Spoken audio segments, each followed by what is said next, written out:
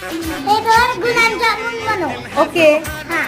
आज रिव्ह्यू होती मुलाची फरमाईश, ते म्हणजे गुलाबजामुन खायचे. तर सर्वात अगोदर खवा घेतलेला आहे, इथे मैदा घेतलेला आहे. छान खवामध्ये जेवढा मैदा ॲड होईल तेवढा ॲड करून घेतलेला आहे. थोडंसं फूड कलर घातलेला आहे, सोडा घातलेला आहे, दूध घेऊन मळून घेतलेलं आहे. छान कणिक आपण इथे मळून घेतल्याच्यानंतर थोडा वेळ पीठ रेस्टसाठी ठेवलेलं आहे.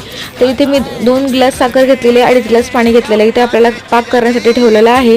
पाक तयार होईपर्यंत आपले बॉल्स तयार करून घेतात आपल्याला गुलाबजामुनचे. पीठ आपलं सॉफ्ट तयार झालेलं होतं तर आता मी छान इथे गोल बॉल्स तयार करून घेतलेले आहे. छोटा मोठा जेवढा तुम्हाला आकार पाहिजे त्या आकारात इथे बॉल्स तयार करून घ्यायचे आहेत गुलाबजामुनचे बॉल्स तयार झाल्याच्या नंतर इथे मी गडगडीत तेल तापवत ठेवलेलं होतं.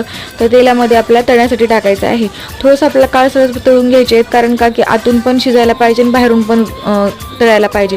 त्यासाठी ते पाक आपला तयार झालेला आहे. गरम गरम पाकामध्ये आपले गुलाबजामुन सोडून द्यायचे आहेत. सोडल्याच्या नंतर इथे छान सॉफ्ट टम्म फुगलेले गुलाबजामुन रेडी आहेत.